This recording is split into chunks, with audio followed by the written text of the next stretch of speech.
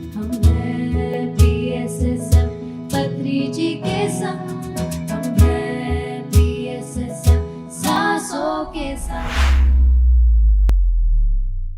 एक गुरु समाज के भविष्य को तय करता है, क्योंकि एक गुरु अपनी अर्जित की हुई तमाम शिक्षाओं को अपने विद्यार्थियों को सौंपता है। और जब वो गुरु एक ध्यानी हो तो बात ही कुछ अलग होती है। नमस्कार, मैं डिम्पिका आप सभी का स्वागत करती हूँ PMC हिंदी के इस खास शो हम हैं PSSM में।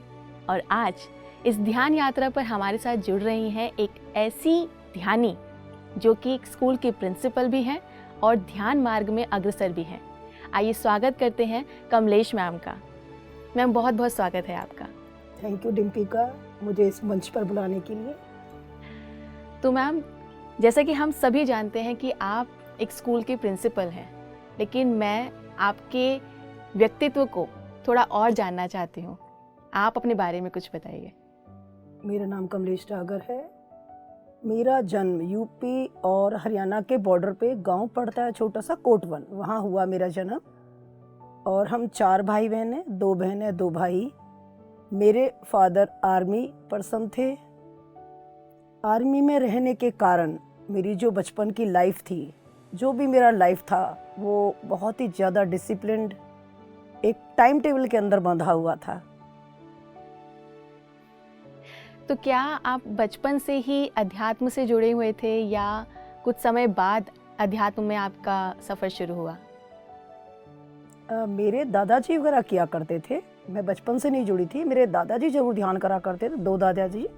वो ये बोला करते थे, बेटा अब शाम हो गई है, हम ध्यान कर रहे हैं। लेकिन बीच में तो मैंने किसी से भी इसे नहीं सुना और मुझे आज 1 साल हो गया है, पूरा 1 साल हो गया ध्यान में आए हुए। अरे वाह आज के दिन। तो मैम, जब आप अपने दादाजी से सुना करते थे कि वो ध्यान कर रहे हैं, तो कभी क्यूरियोसिटी नहीं हुई कि देखते हैं हम भी कि आखिर ये क्या कर रहे हैं, क्या होता है इसमें, क्यों ज़रूरी है ध्यान करना? पता नहीं, कभी भी ऐसा नहीं हुआ जानने की। अपने खेल में इतने मस्त रहते थे, कभी भी इच्छा नहीं हुई। ऐसे सोचते थे कि पता नहीं क्या चीज़ का ध्यान लगाते हैं, किसी भगवान की फोटोग्राफ को देख रहे हैं, क्या कर रहे हैं, क्योंकि वो अपने रूम में अंधेरा करके बैठे होते थे। हमने कभी भी देखने की इच्छा नहीं जताई। तो मैम, आपके घर में पूजा पाठ ऐसा कुछ रहा करता था आपकी फैमिली? क्योंकि पापा आर्मी में थे तो थोड़ा ट्रांसफ़र का भी सीन रहता है कि आप एक स्टेट से दूसरे स्टेट में जाते हैं। हम लोग तो जो थे आर्य समाजी थे। मेरे घर में मैंने कभी अपनी दादी को, कभी अपनी मदर को पूजा करते नहीं देखा। इवन उन्हें जोत भी नहीं करते देखा। जब मैं दूसरों को देखती थी तो मैं बोलती थी कि हमारे घर में तो कुछ भी नहीं होता है। तो मम्मी कहती थी भगवान तो हमारे दिल में है, इसकी कोई ज़रूरत नहीं है। तो मतलब आपको बचपन से ही इतनी सही बात समझाई गई कि भगवान जो लोग इधर उधर खोज रहे हैं वो आपके भीतर समाया हुआ है, आपको कहीं और जाने की ज़रूरत नहीं है। तो मैम, ये तो रहा आपके बचपन की बात। फिर आपकी ज़िंदगी आगे कैसे चली? फिर एजुकेशन अपनी थी, ग्रेजुएशन करा, पोस्ट ग्रेजुएशन करा। उसके बाद बिफोर मैरिज मैं भिवाड़ी एक जगह पढ़ती राजस्थान, वहाँ लेक्चरर थी फार्मेसी कॉलेज में। जब मैं वहाँ बच्चों को पढ़ा रही थी तो एक मेरे मन में बहुत ज़्यादा एक स्ट्रॉन्ग ड्रीम था, मतलब मेरे अंदर, कि मुझे स्कूल खोलना है। वहाँ एक मतलब ड्रीम डेवलप हुआ मेरे अंदर, एक स्कूल और बिल्कुल अलग तरह का स्कूल। ये चीज़ वहाँ से आई बच्चों को पढ़ाते पढ़ाते। जी, तो ऐसा सोच आने के पीछे कोई कारण? कोई कारण नहीं था, बस जब मैं बच्चों को पढ़ाती तो मुझे इतना अच्छा लगता था और ऐसा लगता था कि शिक्षक शायद सबसे अच्छी जॉब है। और बच्चों को मार्गदर्शन करने के लिए, देश का भविष्य, जो भविष्य में आने वाले बच्चे हैं उनको तैयार करने के लिए, हम लेडीज़ के लिए इससे अच्छी जॉब हो नहीं सकती। ये चीज़, इसका बीज मेरा उसी फार्मेसी कॉलेज से ही अंदर आ गया था। मीन्स फिर जब मेरी शादी हुई तो मैं बार बार अपने ससुर को बोलती थी कि पापा, क्योंकि कहीं से खेत वेत का पैसा था, मैं बोलती कि स्कूल खुलवा दो। पापा जी हाँ देखेंगे देखेंगे, स्कूल खुलवा दो, देखेंगे देखेंगे। इस तरह होता चला गया। पर वहाँ पे जब मैं शादी होके आई तो मेरे देवर और नंद काफ़ी छोटे छोटे, कम से कम 19-20 थे, क्योंकि हमारी जॉइंट फैमिली थी। और जो मेरी मदर इन लॉज थी वो रियल सिस्टर्स थी। जो मेरी मदर इन लॉज थी, और रियल भाइयों को, मतलब मेरे ससुरों को रियल बहनें थी, सारी बहनें थी, तो वो इकट्ठे रहते थे बच्चे सारे। तो 8-9 देवर थे छोटे छोटे, क्योंकि मेरे हस्बैंड सबसे बड़े थे घर में, और नंदे थी। वहाँ मैंने अपनी संतुष्टि करी, उन्हें पढ़ाती थी, उन्हें बैठा लेती थी, और आसपास के बच्चे भी आते थे। तो मुझे ये लगता था कि हाँ, एक क्लास हो गई पूरी, और जो मेरा ड्रीम था वो कहीं कंप्लीट हो रहा है। लेकिन संतुष्टि नहीं मिली मुझे, तब भी बिल्कुल भी संतुष्टि नहीं मिली। तो संतुष्टि की खोज में आप लगातार कार्यरत थे? लगातार, इतनी ज़्यादा लगातार थी कि पापा जी के पीछे लगने के बाद पापा ने जब इसको सीरियस नहीं लिया, तो एक दिन मैं वहाँ एक कॉलोनी है जहाँ अब मेरा स्कूल है, मैं एक दिन अकेले, मुझे ये लगा कोई कुछ नहीं करेगा और तुझे ही खड़ा होना पड़ेगा और काम करना पड़ेगा, और जोश काम करता है।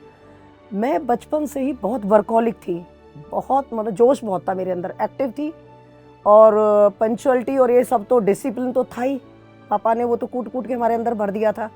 एक दिन मैं कॉलोनी में चली गई, और एक ही दिन में 45 स्टूडेंट्स मैंने नर्सरी LKG UKG के इकट्ठे कर लिए थे, और उन्हें मैं हमारे यहाँ नया घर बन रहा था, उसमें एक रूम था, बस उसमें एक पंखा लगाया और मैंने क्लास स्टार्ट कर दी। करीब 1 साल पढ़ाने के बाद मेरे देवर को ख्याल आया कि मुझे एक स्कूल खोलना है। तो शादी के बाद मैंने 2 डिग्रीज पूरी करी थी अपनी, B.Ed और M.Ed। तो उनको लगा कि अभी परिवार में कोई ऐसा नहीं जो स्कूल का प्रिंसिपल बने, मेरे देवर को। तो उनको लगा कि भाभी जी की जो डिग्रीज है वो इसके लिए बिल्कुल ठीक है, तो उन्होंने अपने स्कूल में मुझे प्रिंसिपल नियुक्त कर लिया। 10 साल मैंने वहाँ काम करा। 10 साल काम करने के बाद 2000 से 2010 तक, पर फिर कुछ ऐसे मुझे थोड़ा सा परिवार में होता है, क्योंकि मेरा वो अपना नहीं था, इनके छोटे भाई का था, तो मैंने वहाँ भी डिसीजन ले लिया, यार अपने अंदर क्वालिटी है, सब कुछ है, क्यों किसी के ऊपर पड़े रहना है, खुद कुछ करो ना, अपना करो। क्योंकि जो मैं सोच के चली थी कि अलग तरह का स्कूल, वो नहीं कर पा रही थी मैं। जॉब तो लग गई मेरी, पर फुल होल सोल नहीं अपनी मैं कर पा रही थी कि वो अलग तरह का कैसे होगा। अब जो स्कूल मेरा बिल्कुल अलग तरह का पूरी कॉलोनी में, वो मैं आपको बताऊंगी। तो मैं वहाँ से छोड़ चुकी थी।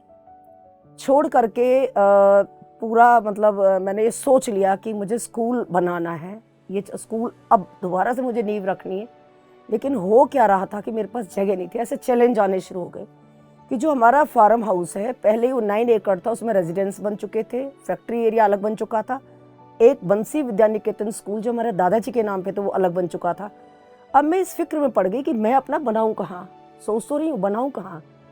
तो मैं फिर निकल पड़ी, एक झाड़सेतली गांव वहाँ पड़ता है, उससे बच्चे इकट्ठा करने के लिए। तो मैंने सोचा जब मैंने एक स्कूल छोड़ा है तो सारा मेरा परिवार मेरे विपरीत खड़ा है, इवन मेरे हस्बैंड भी मेरे विपरीत खड़े थे। जिस दिन तक पंडित घर में आ रहा था पूजन के लिए, क्लासेस खोलने के लिए जो पूजन होता है कि भाई स्कूल की स्टार्टिंग है, तब तक भी वो कह रहे थे हस्बैंड कि सोच लो कि ये अच्छा नहीं होगा, एक स्कूल है उसके सामने दूसरा स्कूल खोलना। तो मेरे बेटों ने से मेरा साथ दिया कि पापा जी जब मम्मी को काम ही आता तो वो यही करेंगी। उस बीच मेरे देवर मीटिंग्स भी कर रहे थे बराबर, ला के घर परिवार वालों को मीटिंग बैठाते थे पूरी कि इनको मना करो ये काम ना करें। तो जब परिवार वाले एक तरफ थे, मैं एक तरफ अकेली खड़ी थी। तो हुआ क्या कि मैंने सोचा इतनी एडवर्स कंडीशंस में 50 बच्चे आ जाए तो बहुत बड़ी बात है, ये मैं सोच के चली थी। और एक रूम मेरे पास था, एक स्टोर था, मैंने उसे खाली कर दिया था। लेकिन मुझे खुद नहीं पता था कि इतना मिरेकल होगा। मेहनत के साथ साथ वीक के अंदर 250 बच्चा मेरे सामने था। लोग तो खुश होते हैं देख के कि मैं डर गई थी देख के बच्चों को। मैंने कहा इन्हें कहाँ बैठाऊं, इतना चैलेंज मेरे सामने आया। मैंने रातों रात अपने बेडरूम का फर्नीचर बेच दिया, बेड बेच दिया, मैंने उसमें एक सोफा था वो बेच दिया, फिर भी बच्चे नहीं आ रहे थे। ड्राइंग रूम का सारा फर्नीचर बेच दिया, और एक लॉबी है बहुत चौड़ी सी, उसमें 2 क्लासेस, एक का फेस इस तरफ एक का बोर्ड इस तरफ, वो बैठा दिए। बरंडा पूरा यूज हो गया। नर्सरी टू 5th की स्टार्टिंग हो गई वहां पर। इस तरह से चलना शुरू हो गया। तो जो सपना आपने देखा हाँ, था वो पूरा होने लगा था। अपनी पढ़ाई के दौरान कि मुझे बच्चों को पढ़ाना है, अपना स्कूल खोलना है, वो धीरे धीरे आपका जहाँ कदम मेरे दर कदम नियम चले, मेरे मैसेजेस चले बच्चों के अंदर, ऐसा मुझे लग रहा था कि अपना हो, फुल होल सोल मैं हो जाऊं मतलब उधर पे। और इसका क्या हुआ, बच्चे तो आए। देखो जब परमात्मा आपका हाथ पकड़ता है ना, वो किस तरह पकड़ता है वो मैंने अपनी लाइफ में देखा है। वो जो मेरा बेडरूम था उसमें AC पहले से लगा था उस टाइम, 2010 की बात है। बच्चों से बैठाए और एक हवा निकली बाहर, एक और लहर चली कॉलोनी के अंदर। अरे वाह, एसी प्रोवाइड कर रही है, रूम में एसी प्रोवाइड कर रही है। हल्ला मचना शुरू हो गया तो बच्चे और आ गए। वो नेचुरल तरीके से पहले से ही लगे थे उसमें। तो बहुत अच्छा रहा कि मेरे पास न कोई बिल्डिंग थी, ना कोई एफिलिएशन था, ना कोई रूम थे। पेरेंट्स का इतना विश्वास, 250 बच्चा एक वीक के अंदर खड़ा वहाँ पे एडमिशन के लिए खड़ा था। तो इस तरह अब मैं सोचने लगी कि अब इन्हें बैठाऊँ कहाँ, आगे स्कूल तो चाहिए, तो जगह नहीं थी। अब उसमें मेरा साथ देने वाला कोई नहीं था, कोई मुझे जगह नहीं दे रहा था। पूरे 1 साल फिर थोड़ा धर्मवीर जी मेरे हस्बैंड थोड़ा इसमें मेरे साथ साथ आए। उनकी मजबूरी हो गई मेरी बात माने। मैंने कहा अब तो कुछ बिल्डिंग वगैरह बनवा दो।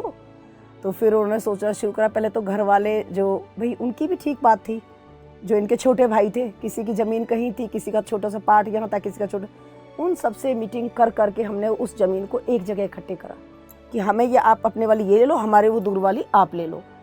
पूरा 1 साल लगा था हमें उस ज़मीन को इकट्ठा करने में। बहुत कंट्रोवर्सीज थी। वो हो गया, फिर रूम्स भी डाले और परमात्मा ने ऐसा हाथ पकड़ा कि आज उस स्कूल को चलते चलते 13 साल हो गए और इतना साथ भगवान ने मेरा दिया है कि अभी भी मुझ पे एफिलिएशन नहीं है। क्योंकि जब एफिलिएशन का पीरियड था तो कोरोना आ गया था। क्योंकि एफिलिएशन के लिए हमें लाइब्रेरी चाहिए, हमें लैब्स चाहिए, वो मेरी रुक गई थी, लोन्स कराने थे। आज 8 तक का मिल गया परमानेंट। अब वो 2-2.5 साल का प्रोसेस है। फिर भी इतना साथ कम बात नहीं, वरना कोई भी गवर्नमेंट का कोई बंदा आके डीओ ऑफिस से बंद करा सकता है और वो आज भी चल रहा है। जब जब कोई ऐसा चैलेंज आए तब मिरेकल हुए बीच बीच में। आपने कहा कि आपको एक अलग स्कूल खोलना था, ये अलग की क्या परिभाषा है? यही वो इस तरह मैं जैसे चाह रही थी। अब जब मैं मेडिटेशन में आई तो मैंने सारे बच्चों को कंपलसरी कर दिया और वो अलग तरह का हो गया। उस कॉलोनी में बिल्कुल अलग तरह का हो गया। अब यहाँ मेरे स्कूल का हाल देख के और भी ओनर्स ने मेडिटेशन स्टार्ट कर दिया है।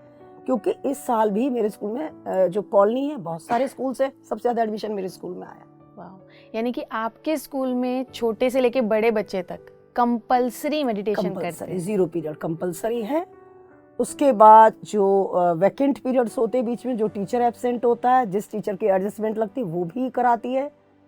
इवन उसके बाद अगर स्पेस होता है पिरामिड के अंदर, पिरामिड भी वहाँ बनवाया मैंने 22x22 का। पिरामिड के अंदर भी जाके बच्चे करते हैं। उसमें प्रायोरिटी देते हैं 10th और 12th को कि वो बोर्ड क्लासेस हैं, शायद थोड़ा सा उन पर और ज़्यादा कोई इफेक्ट आए या इम्पैक्ट आए। तो पिरामिड हर वक्त भरा रहता बच्चों से।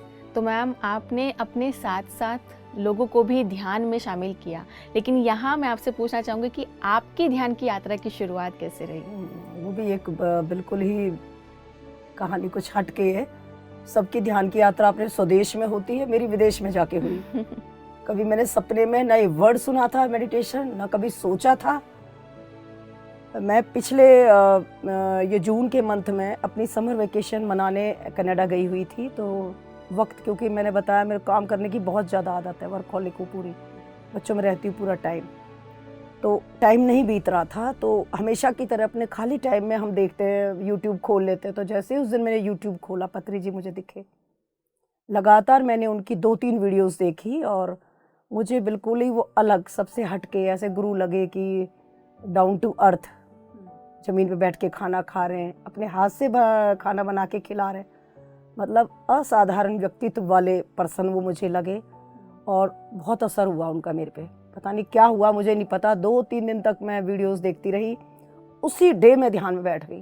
तभी तो फर्स्ट डे ही मैं 1 घंटे के लिए बैठ गई, मुझे नहीं पता। फर्स्ट डे ही जब मैंने आंखें खोली, मैंने कहा 1 घंटा हो गया उसमें। क्योंकि और वीडियोस जो आ रही थी तो लोग कह रहे थे 10 मिनट भी बैठा नहीं जाता, 20 मिनट में भी पैरों में दर्द होता है। तो फिर मैं सोचने लगी कि मेरे को क्यों नहीं प्रॉब्लम हुई है ये। 12 तारीख को, 12 जून को भी बैठी, 13 जून को भी बैठी, 14 जून को जब मैं बैठी नाइट में, नींद नहीं आ रही थी मुझे। मैंने कहा इससे अच्छा तो मैं मेडिटेशन ही कर लूँ, परेशान होने की क्या। जब मैंने मेडिटेशन करा, आंखें मेरी खुली सुबह के 3:45 या 4:30 हो रहे थे। तो मैंने देखा मैं 3 घंटे बैठ चुकी थी। 3 घंटे उसी डे। मतलब पहले दिन आप 1 घंटा, और अब 4th डे 3 घंटे। 3 घंटे मुझे पता ही नहीं चला नाइट में। और मैं आके चुपचाप से लेट गई और लेटते ही, जैसे ही मैं लेटी तो 2 लैंप मेरी आंखों के सामने थोड़ा ऐसे ऊपर की तरफ चले, एक रेड और एक ब्लू। तो मुझे लगा, बच्चे कह रहे थे कि आप ना बीमार हो के आइज़ में कुछ होगा, पूरा टाइम वीडियो देख रहे हो, हम देख रहे हैं आजकल। तो मैंने अपनी आँखों को ऐसे ऐसे करना स्टार्ट कर दिया। मैंने कहा क्या हुआ, तो मैं बैठ गई, ऐसे बैठ गई तो आगे एक रील चलने लगी गोल्डन कलर की, बहुत तेज़ फास्ट। उसमें माउंटेन्स दिख रहे हैं, रिवर्स दिख रही हैं। फर्स्ट डे मुझे प्लैनेट्स दिखे, सारे प्लैनेट्स, बहुत चीज़ें दिखनी स्टार्ट हो गई। और किसी दिन ऐसा दिखता था कि जैसे मैं प्लेन में बैठ के नीचे की तरफ दिखते ना तारे टिम कर रहे हैं, छोटे छोटे घर, ऐसा दिखना स्टार्ट हो गया। बहुत चीज़ें, एक बास्केट आ रही है घूमती, उससे फूल मेरे सिर पे गिर गया है, मैंने एकदम से ऐसे करा उसको, बहुत चीज़ें। फिर मैं बच्चों को बताने लगी, डर भी गई थी, और ये आज तक बंद नहीं है, बहुत चीज़ें दिखती हैं। फिर मुझे नहीं पता था ये क्या है, तो PSSM के मेंबर से फरीदाबाद में पावनी, मैंने उनका फ़ोन नंबर लिया, शेयर करा, तो वो कहने लगे थर्ड आई विजन से। तो मैंने मान लिया थर्ड आई विजन से ही होंगे ये। क्या इससे पहले कभी आपने मेडिटेशन को ट्राई करने की कोशिश की? कभी नहीं, मैं उस पोजीशन में भी नहीं बैठी, कभी भी नहीं। यानी कि ध्यान के साथ जो आपका पहला एक्सपीरियंस रहा वो 1 घंटे के साथ शुरू हुआ और धीरे धीरे करके वो बढ़ता चला गया। बढ़ता आज की डेट में 4 घंटे कर रही हूँ, 4, जी। 3.5, 4 ऐसे। तो आप रोज किस किस समय पर ध्यान करते हैं? मेरी कोई टाइमिंग्स नहीं है, 2 टाइम मेरा फिक्स है। सुबह उठने के बाद में कभी ये नहीं होता बाद में करूँगी, उठते ही मेडिटेशन बेड पे ही। और एक नाइट को सोते टाइम फिक्स है, जब भी सोऊं मैं, दिन का स्कूल से आने के बाद, क्योंकि मैं टायर्ड होती हूँ और मुझे लगता है कि इसको करके ही शांति थोड़ी सी आएगी, थोड़ी सी थकान उतरेगी, तो वो मेरा फिक्स है 2 घंटे का। 2 बजे स्कूल से 2 से 4 फिक्स है, तो 4 घंटे हो जाते हैं। छोटी छोटी नोक झोंक, जैसे खाने में नमक की ज़रूरत रहती है, इस तरह से रिश्तों में थोड़ी भी बहुत। ज़रूरत हाँ रहती जी, है। हाँ जी। तो जब आप बीमार रहा करते थे मैम, जैसे कि आपने बोला कि आपका BP हाई रहता था, आपको थायराइड था, तो उस समय पे आप दवाइयाँ लिया करते थे?